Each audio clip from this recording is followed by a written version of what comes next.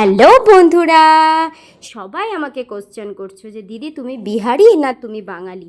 আজকে তোমাদের মনের সব ডাউট আমি কিন্তু পুরো ক্লিয়ার করে দেব যে আমি বিহারি না আমি বাঙালি। তার আগে চলো এই ভিডিওটা সবাই মন দিয়ে দেখো, এবং এই ভিডিওতে যে উপকরণগুলো আমি তোমাদেরকে দেখাচ্ছি সেগুলো মন দিয়ে দেখো। তোমাদের কোশ্চেনের উত্তর তোমরা কিন্তু পেয়ে যাবে যে আমি বিহারি না আমি বাঙালি। এই যে সুন্দরভাবে আমি ঘট সাজিয়েছি, তার উপরে চাল, তার উপরে প্রদীপ এবং বিভিন্ন ধরনের নতুনত্ব জিনিস, যা দেখতে কিন্তু অসম্ভব সুন্দর এবং ভগবানের সামনে রাখলে তো সেগুলো আরও সুন্দর হয়ে ওঠে।